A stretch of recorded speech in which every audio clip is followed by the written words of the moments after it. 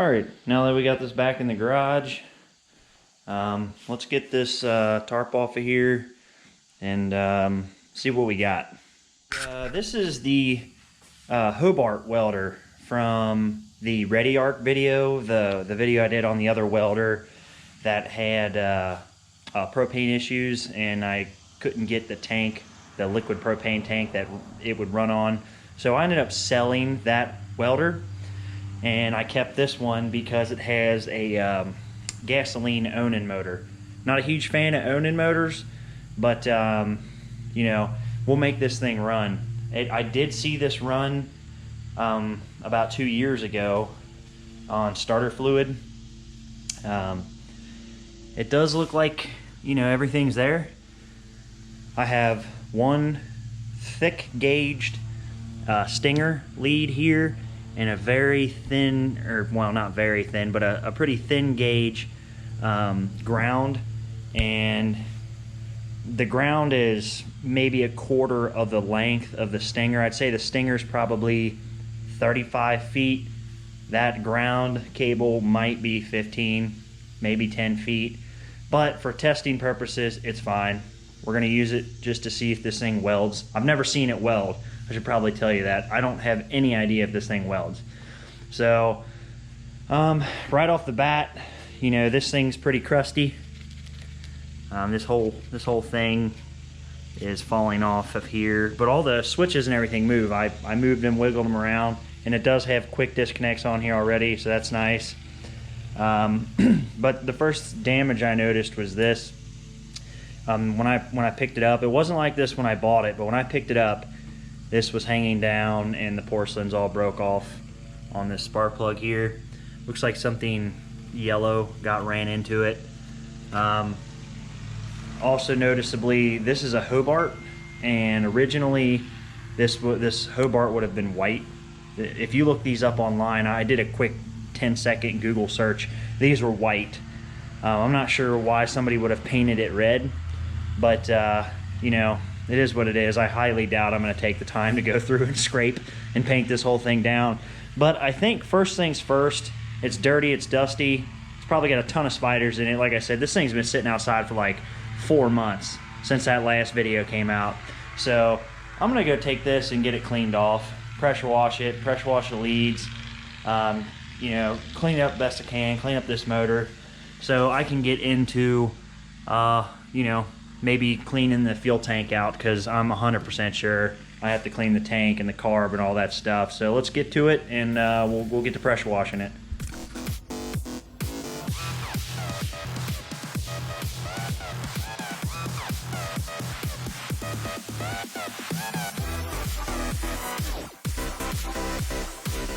All right, it's back in here. It cleaned up all right. Still wet, but we got the majority of the scuzz off of it. First thing we should do is probably check this air cleaner. Just want to see if we even have one in here. You know how it goes with these old machines. They could be full of mice as well. Nope, looks pretty good.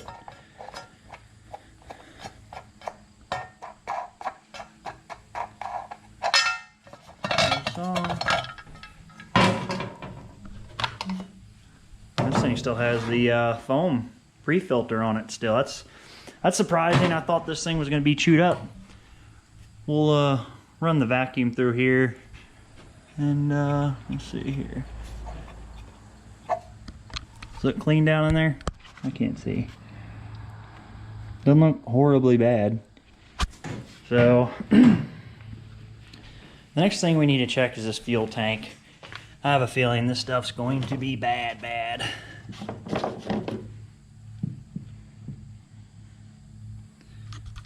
Tell you what, I'm gonna put you on the stand, and I'm gonna get a flashlight and look down in that tank. All right, let's see what we got dealing with here. Oh yeah. Looks like we got the top to a gas can in here. The filler neck on a gas can, and as I suspected, there's Definitely some sediment in the bottom of this thing. Let me see if I can show you guys what I'm talking about here. There you go. That's the top of a gas can right there, and there's the sediment. There's all kinds of that down in there. I think the best thing I can do for this is I'm gonna grab that. I got a really long pair of needle nose pliers I can grab that with. All right, so my needle nose were not long enough to make that curve back in there, but I have one of these. I don't know if you guys have seen these before. I can put that down in there. It also has a magnet on the end. These are pretty handy. See if I can grab it that way. Oh.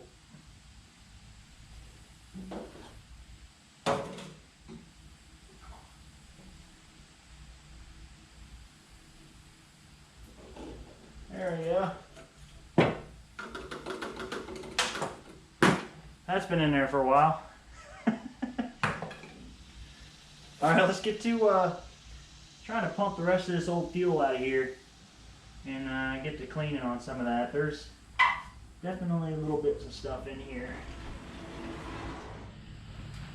Alright, so I just went and got my little transfer pump here. What I'm going to do is take this little angled piece and I'm going to kind of scoot it around the bottom and in the corners and all the way across the bottom as I'm pumping, and try to pump out this bad gas. This is an old extra gas can I had sitting around that I pretty much just use this for. But this thing here, I guess. There's our nasty bad gas. You see all the chunks of stuff moving around with it.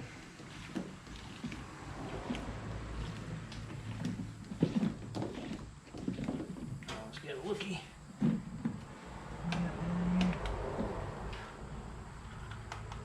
Down in there. Something else.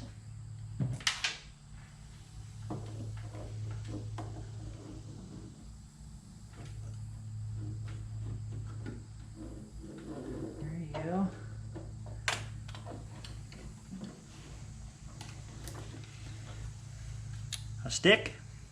That's healthy for the fuel system.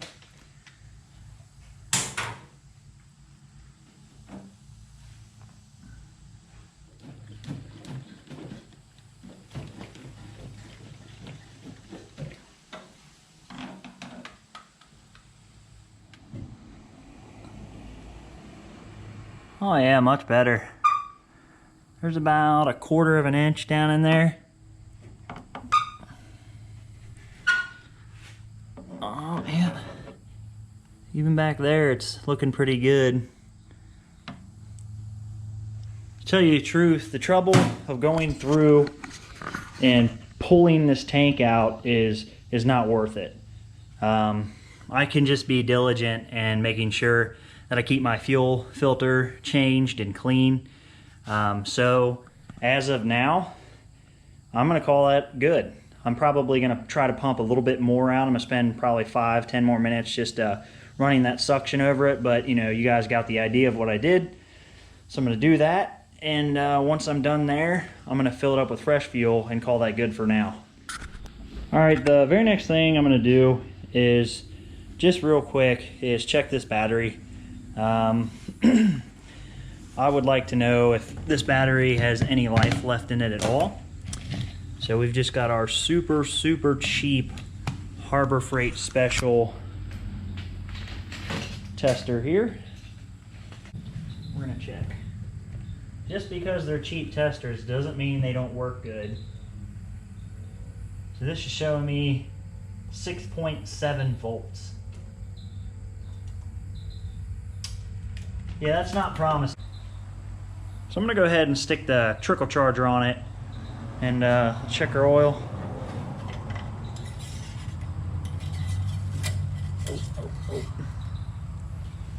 Hey, we've got oil. Smell it. Nope, doesn't smell like gas. That's good. It's a little low, I know, but it's better than not having anything in there.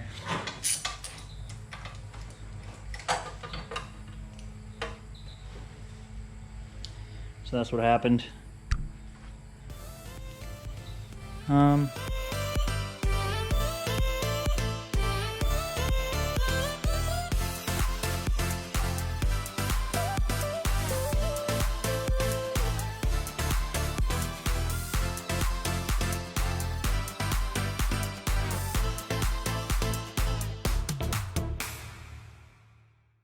Pro tip, spark plug ceramic is sharp.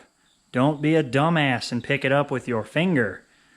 Just thought I'd throw that in there for you. Let me go get a Band-Aid and we'll hook these battery cables up. All right. Now after that crisis, I split myself open pretty good. That shroud that was down in there, I've probably pulled 1,000 broken spark plugs out of boots before, but I don't know what I was thinking. I grabbed a hold of that thing with my finger and I just went to yank on it and boom, cut me. But let's pull this off right here and see if we got any rotten fuel in this line. It's totally dry. Let's see, does that look clean? Absolutely does not. Let's pull this off.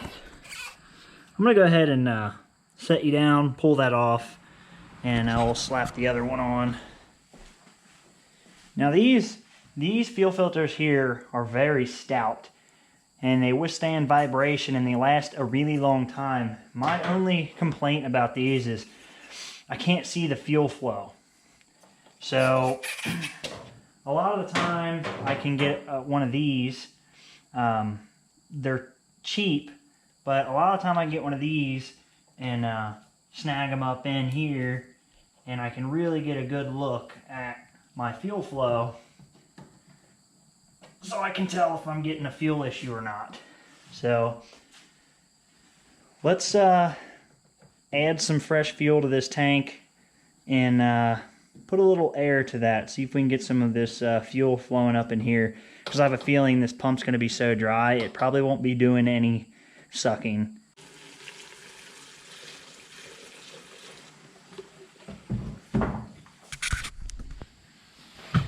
Alright, so what I'm going to do to help my fuel pump out here is to add a little air to this tank and try to get some fuel flowing to my fuel filter and up to my fuel pump. So just grab a rag or whatever around there and just add a little bit of air to this tank.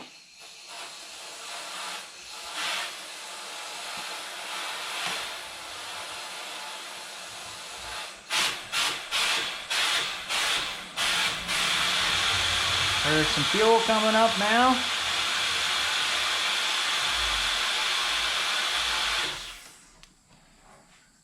That I don't know if you could see that, but our fuel is filled completely up in here. So that will help prime this. We still may need to add a little fuel to the line itself in that pump. These pumps can be finicky sometimes, but that'll definitely help out. So let's go ahead and hook our battery leads up and see if this battery has enough juice now. It's been on the charger for a while, so let's see what happens. Alright, I had to hook up an extra battery or a jump box over there. That battery, even being all the trickle charger all day, still hasn't seemed to take a charge at all. Let's see what happens now.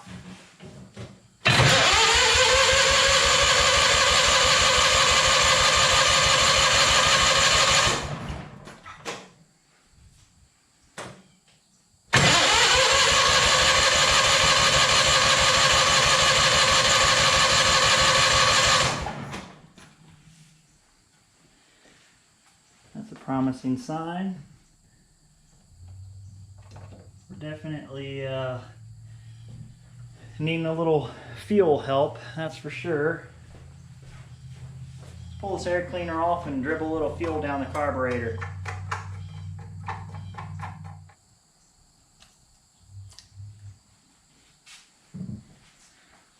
A little bit of fuel there. See if she does.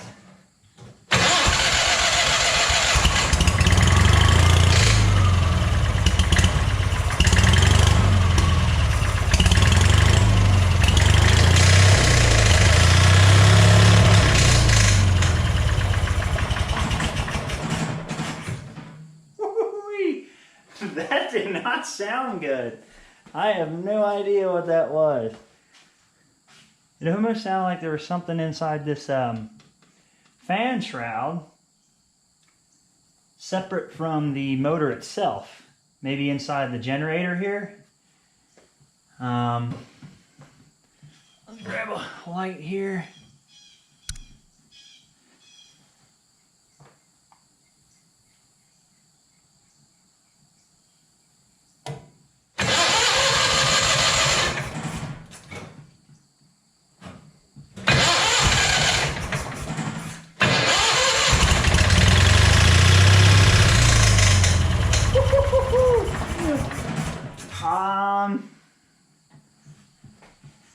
I don't know what that is.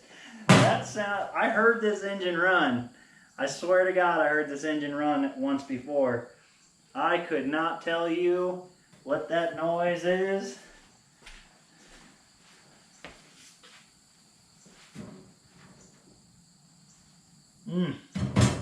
Tell you what though, it doesn't sound good.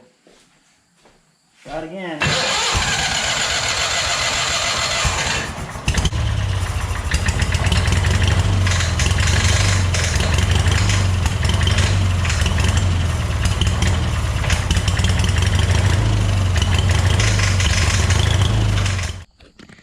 Alright, so upon further investigation, I shut it off and did a quick look over.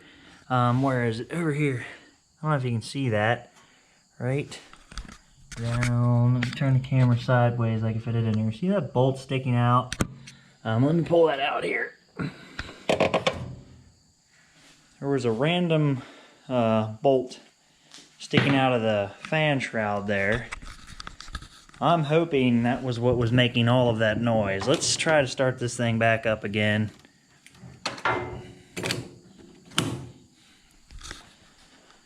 Oh, fingers crossed.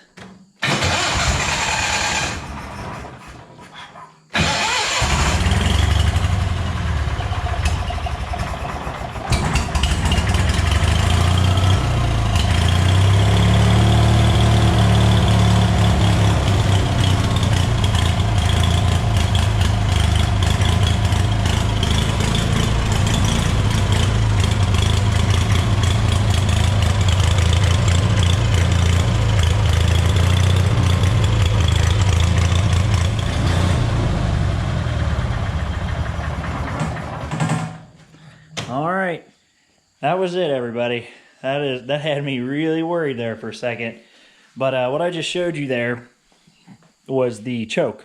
I had to have it halfway pulled out for it to run, which will tell you right away that the main jet in the carburetor is clogged. So we know the motor seems to be running good and is not exploding inside like it sounded like, and it needs the carburetor rebuilt. So that's the next thing we're going to jump on.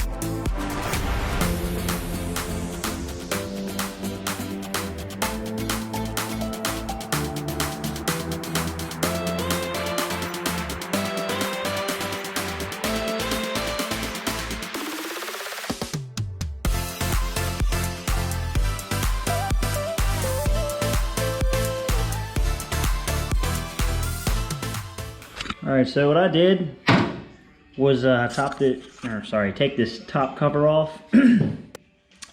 On these style carburetors, you'll have this top cap that simply unbolts, that has your, that's kind of basically a throttle body. It also has some of your emulsion tubes on there. But your floats ride down inside these pockets here, like so. And your needle sits right down in here. We weren't having issues with the needle or anything. It was a jet issue. Here's a jet. There's a jet right there, and then your main jet is actually through the side. There is an access bolt you have to take out. You have to unscrew this bolt from the side of the carburetor to get to your main jet down there. So I'm debating on whether I actually want to pull the carburetor all the way off right now.